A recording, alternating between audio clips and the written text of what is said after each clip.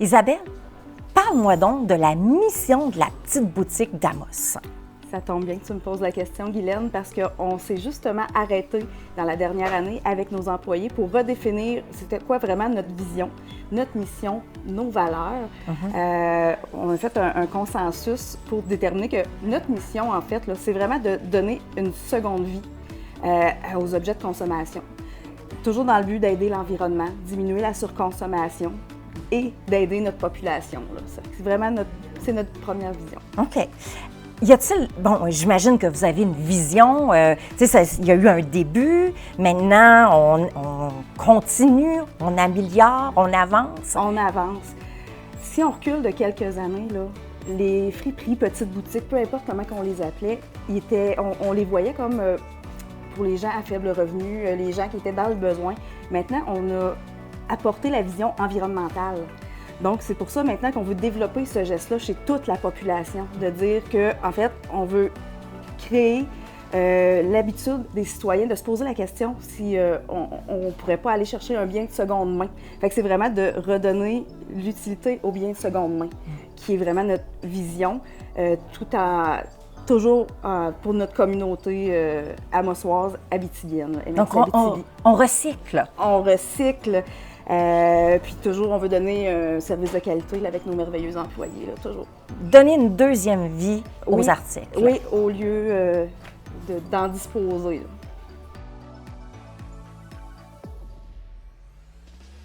Francine, oui. Comment est-ce que l'entreprise d'économie sociale, qui est la petite boutique d'Amos, a été fondée? Ça part d'un projet du gouvernement dans les années 96 où il voulait mettre en place des entreprises d'économie sociale. Fait qu'il y a eu un gros budget qui avait été donné à travers le Québec pour ça, pour fonder des entreprises. Puis, disons que comme il n'y avait plus de comptoir familial, la CDC, la Corporation de développement communautaire, où je travaillais à l'époque, avait pris ça en main pour pouvoir fonder une entreprise, justement.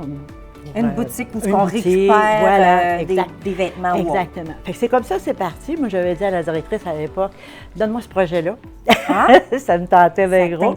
Et c'est comme ça qu'on a parti sur ça. Puis le 8 mars 2001, on a eu notre lettre patente, là, comme quoi que j'ai fondé le premier conseil d'administration, on est allé chercher des employés, etc.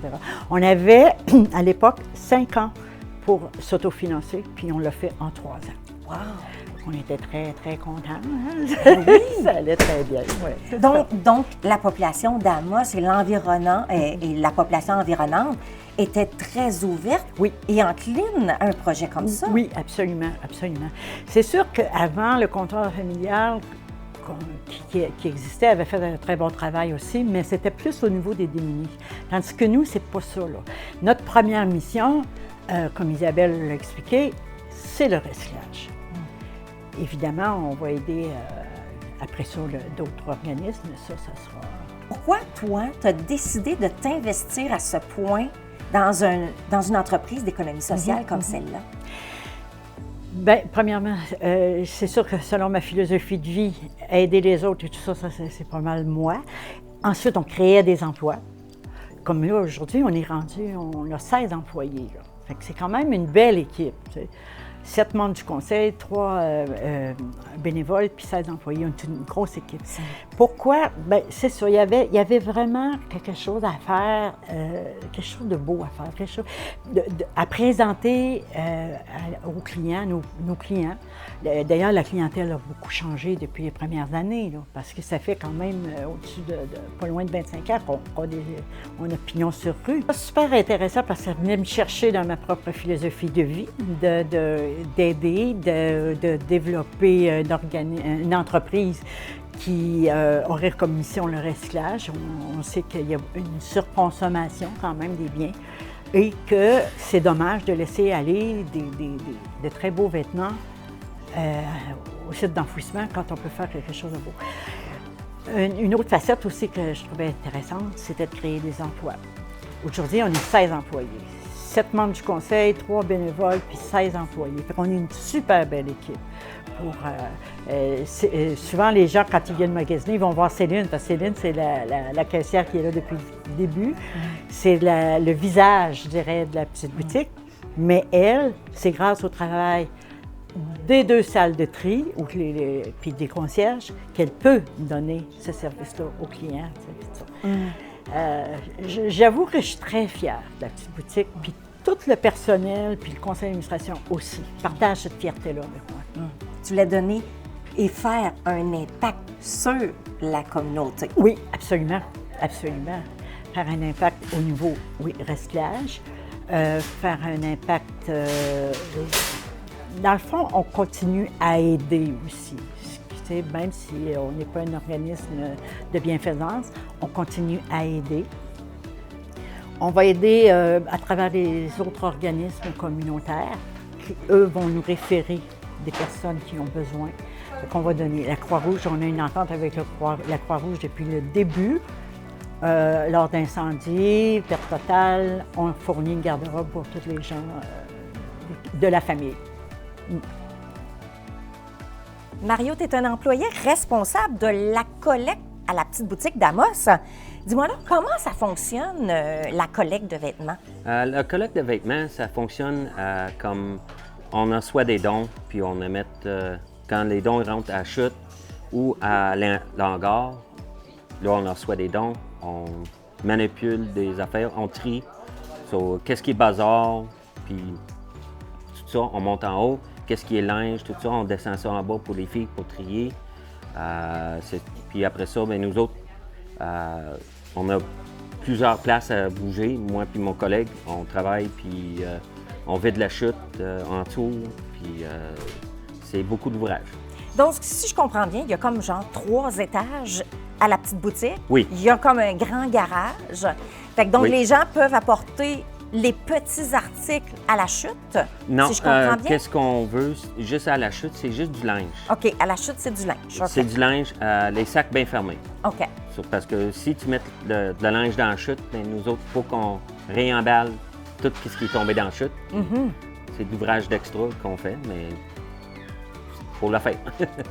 Bon, fait que donc, on comprend que j'ai un sac à donner, un sac de vêtements, je m'en vais à la chute, je le donne là, puis à partir de ce moment-là, toi, ça tombe au sous-sol, Oui. puis là, vous vous mettez à trier ce linge-là. Non, là, Non? qu'est-ce qu'on fait? On met dans un bac, on pèse tout ce qui rentre. Vous le pesez. Peser. Ah oui? Oui, OK. on pèse tout ce qui rentre dans le magasin, puis on met ça dans un bac, on pèse sur une balance en bas. Après ça, on va l'entreposer. On a environ 35 tonnes de linge à trier à un moment, puis on fait une rotation. OK. So, tu sais, le nouveau stock qui rentre, ça va être mis de côté pour à peu près 3 à 4 mois, quand les 4 filles sont en bas à trier. Puis c'est ça. On le met de côté, on l'entrepose, puis comme je dis, on fait une rotation. Pourquoi on le pèse? Pourquoi on pèse les vêtements qu'on reçoit? On les pèse pour nous donner combien de stock il rentre. Comme, je peux te donner un exemple. L'année passée, mois août, septembre, octobre, novembre, juste du linge, 13 000 kilos par mois. Par mois? Par mois, C'est énorme. oui. C'est énorme. Wow! Puis mois de décembre, janvier, février, là, ça baisse un petit peu, mais là, ça a recommencé à monter. Je pense qu'on est rendu, juste pour le mois de mai, on est rendu à 10 500 kilos, juste du linge.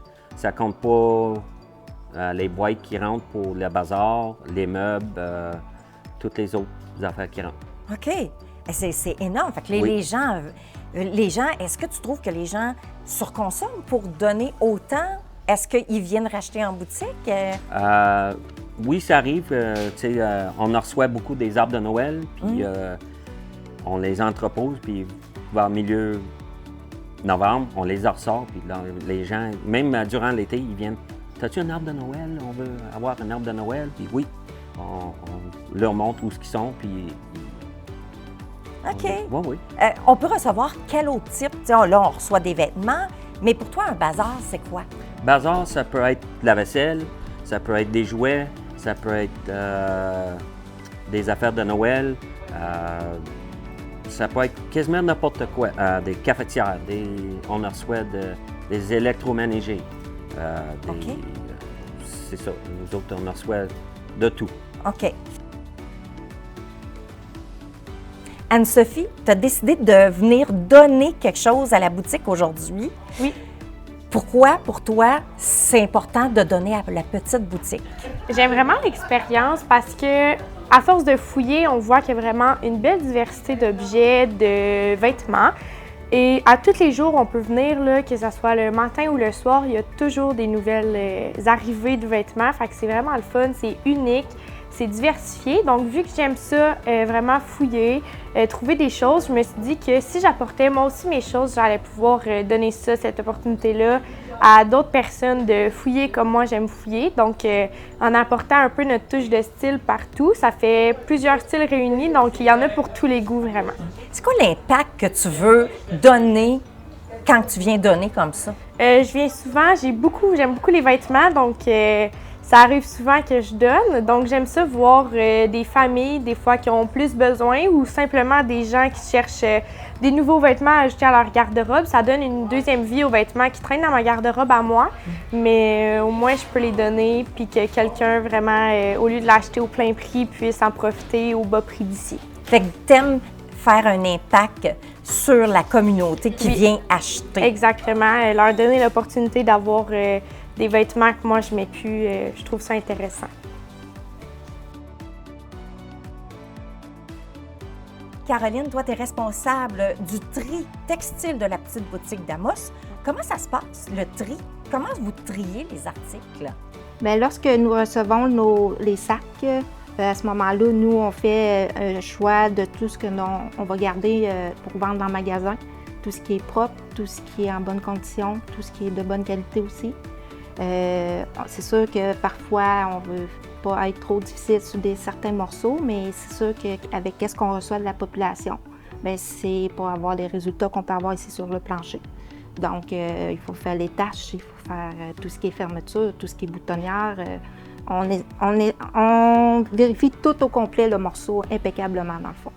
Fait que dans le fond, les donateurs de vêtements ou autres doivent vérifier l'état, la qualité du produit, de l'article qu'ils vont vous donner. Est-ce qu'ils doivent aussi le laver avant de vous le remettre? Préférablement, oui. OK. Parce que nous, ici, en quantité qu'on reçoit de vêtements, on ne peut pas tout laver parce que sinon, ça nous prendrait au moins une dizaine d'employés juste pour faire ça. Idéalement, que ce soit en bonne condition, justement, pour qu'on soit capable de vendre. Que le monde soit intéressé aux morceaux aussi, qu'ils soient propres, dans une bonne condition, qu'eux autres même pourraient acheter. Puis ils pourraient être fiers de le porter parce qu'il est en bonne condition. C'est quoi les critères qu'on recherche là, d'un bon vêtement que vous allez placer en boutique? Un bon vêtement en boutique, dans le fond, c'est qu'il va être quand même d'un bon état présentable, qu'on va avoir une bonne condition, il ne sera pas difforme, il va avoir des coutures qui sont encore belles, qui ne sera pas tout croche, qui va avoir un bel aspect, là, pas qu'il a l'air trop... que du vécu, comme on dit, là, mais que ça ait quand même une bonne condition. Donc, il ne doit pas être soit trop attirant à usé, l'œil aussi. là. Faut pas qu'il soit Non, usé, non, là. tant que possible, non, parce que nous, on ne pourra pas rien faire ou presque pas avec.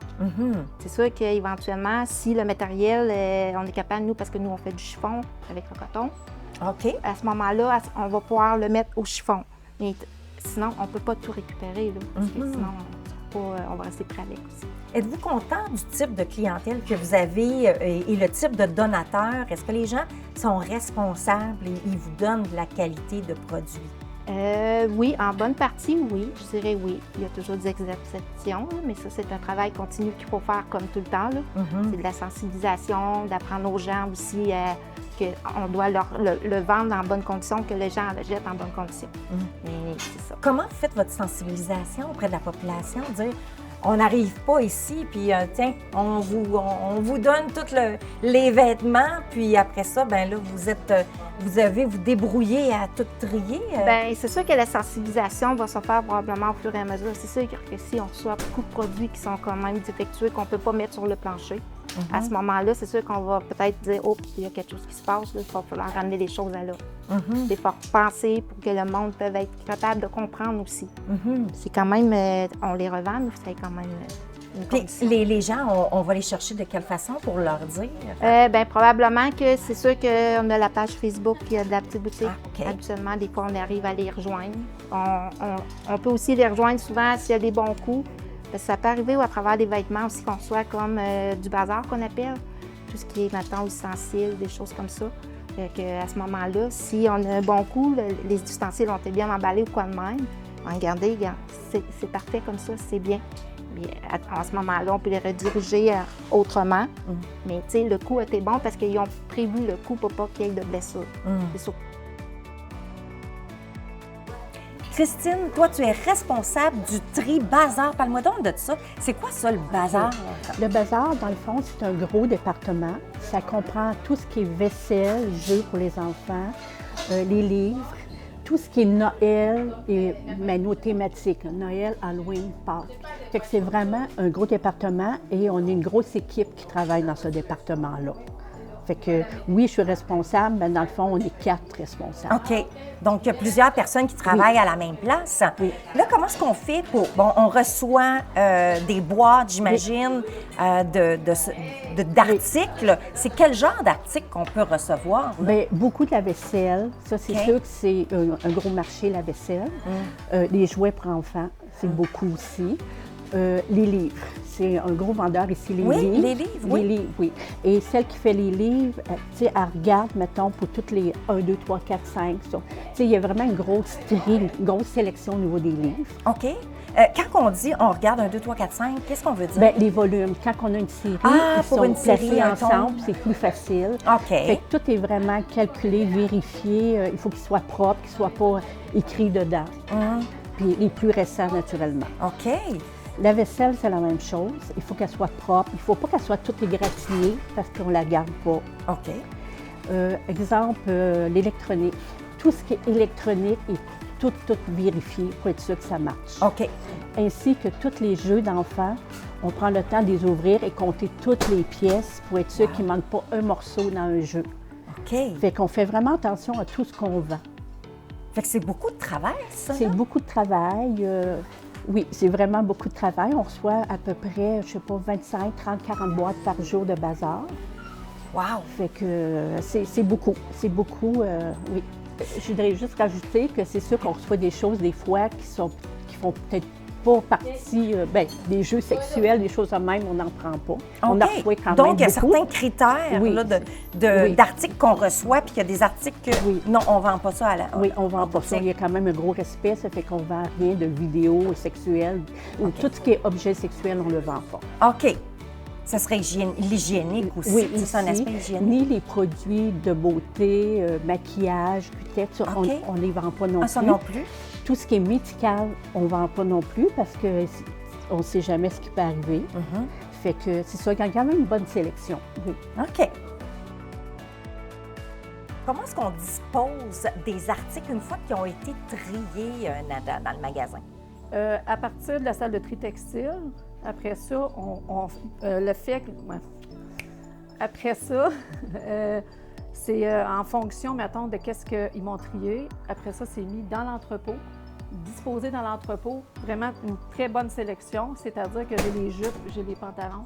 C'est tout sélectionné différemment, surtout le département de la femme, que c'est un département qui est au moins, je vous dirais, à 75 du textile de la petite boutique. OK. Oui, exactement. Fait qu'à partir de là, dans l'entrepôt, moi, je vérifie à chaque jour qu'est-ce qui me manque en magasin. C'est-à-dire au premier étage, autant au deuxième étage.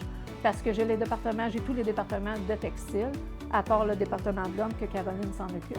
Mais j'ai toujours quand même une vue en ensemble de tout ce qui se passe côté textile. Puis à partir de là, je vérifie qu'est-ce qui me manque. Bon, il me manque des pantalons, mais je m'en vais dans mon entrepôt, je prends des pantalons, je les monte en magasin. C'est de cette façon-là que je fonctionne dans tous les départements.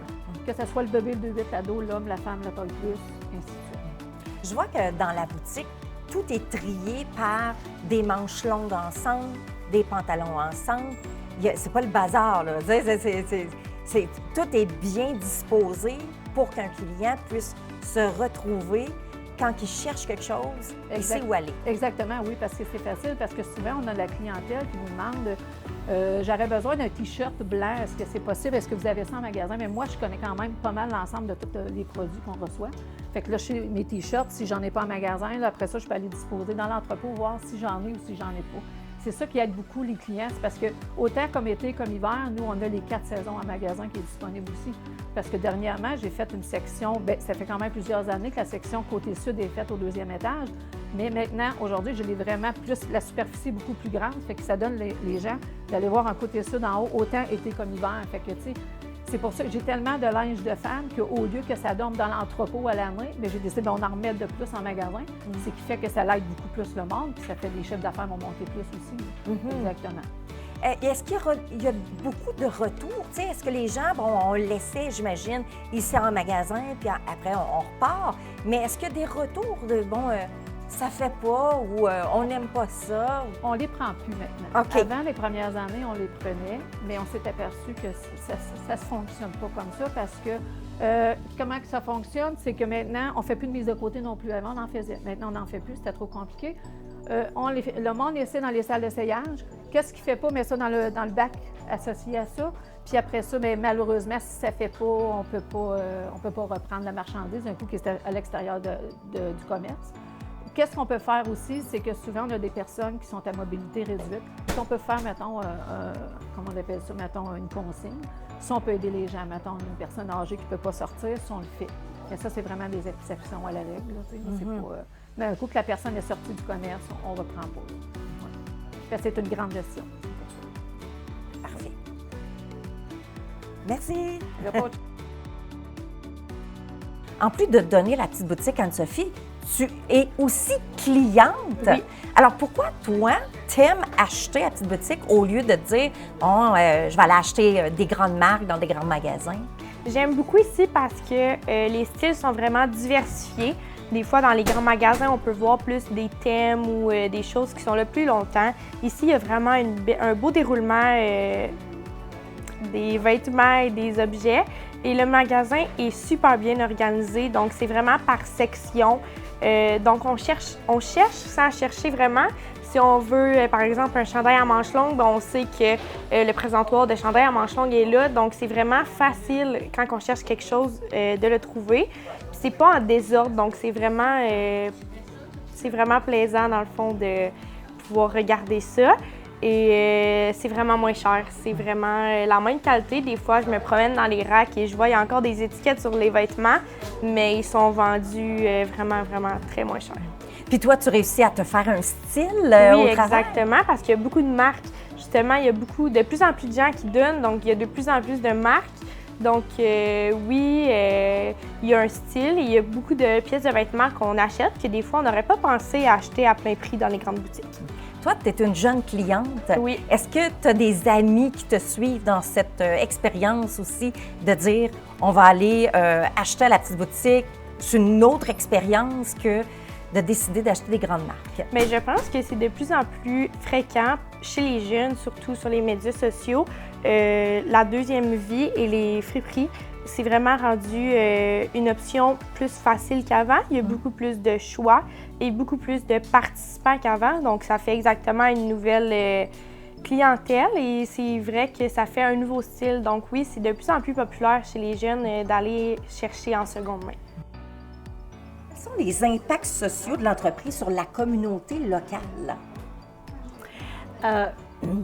Plus près, je dirais, des gens, comme je le mentionnais tout à l'heure, toute l'aide qu'on va apporter à ceux qui sont plus démunis, on passe par les organismes communautaires, je pense à la Maison Mikana, Maison de la famille, même le CLSC peut avoir l'accueil. On va aider en donnant des vêtements, tout ça, avec la Croix-Rouge aussi, notre contrat qu'on a depuis des années avec eux autres.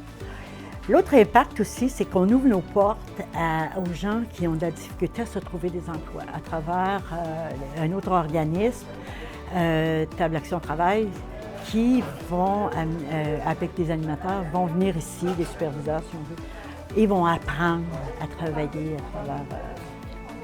travers ce qu'on a à faire nous ici. OK. Ça, c'est très intéressant aussi. Puis je suis contente parce que toute l'équipe embarque là-dedans. C'est que vous aidez à redonner une autonomie Oui, aux personnes. Exactement, c'est ça. Et tout le personnel me suit là-dedans. Ça, Ils sont engagés ils dans cette s'engagent. mission-là. Oui, exactement. C'est vrai. En fait, ça. Vous faites aussi un impact, et corrige-moi si je me trompe, au niveau des personnes issues de l'immigration Oui. qui arrivent ici, qui n'ont pas nécessairement l'argent pour s'habiller, l'hiver, surtout quand ils arrivent en hiver. Et voilà. Ils n'ont pas de vêtements d'hiver. Exact. Quand les Ukrainiens sont arrivés, des familles ukrainiennes sont arrivées, eux autres, il n'y avait rien. Là. En hiver, évidemment, puis là, nous, là, on les a habillés et tout ça. On a aidé aussi à l'arrivée des infirmières en partenariat avec la MRC. Oui, ça, on s'implique énormément aussi à ce niveau-là. C'est important. C'est important de le faire. En fait qu'il y a un impact sous tous les angles. Sur L'entreprise tous les angles, sociale que ce ici, soit, elle a vraiment un impact sur la population en général parce qu'elle peut venir acheter à bas prix. À bas prix, c'est ça. Puis des vêtements qui sont quand même très potables. Absolument. C'est plus que potable, même, je dirais, parce que notre tri qui se fait est très rigoureux. Si on y tient. Fait que le surplus, parce qu'on reçoit énormément, le surplus qu'on va recevoir puis qu'on considère que c'est pas assez bien pour notre clientèle, là, on va le donner. On l'envoie à l'extérieur. Comme ça. Mais on garde toujours ce qu'il y a de plus beau pour le client. Fait que c'est ça. C'est pour ça que c'est important aussi pour les gens de nous donner. On dit toujours qu'on veut avoir des vêtements ou des articles du bazar parce qu'on les veut en bon état. Parce que c'est sûr qu'on ne donnera pas un manteau qui est tout taché d'huile. On ne mettra pas ça en magasin, puis on ne donnera pas ça à un plus démuni, comme on s'est déjà fait dire à un moment donné. Non, je veux dire, on respecte suffisamment notre clientèle pour leur offrir ce qu'il y a de plus beau.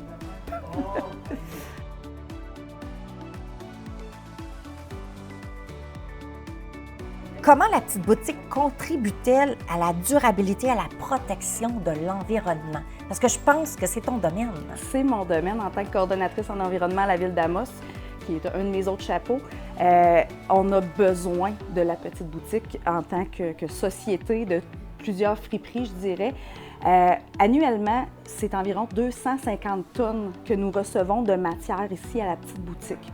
Une bonne partie, peut-être un 150 tonnes, on parle de textile, puis le reste, c'est du bazar. Donc, ça peut aller des livres, ça peut aller de la vaisselle, des disques, des jouets. Ces objets-là, on leur donne une deuxième vie. Là, on parle ici de 250 tonnes qui se retrouveraient à l'enfouissement ou dans la filière du recyclage, mais qui devraient passer vraiment, qu'il n'y aurait pas de revalorisation de deuxième vie. Si on parle des vêtements qui se retrouvent à l'enfouissement, ça peut prendre entre, bon, c'est sûr que si on prend un coton biologique, ça peut prendre 5 mois à se dégrader, là. C'est pas si pire qu'on va dire.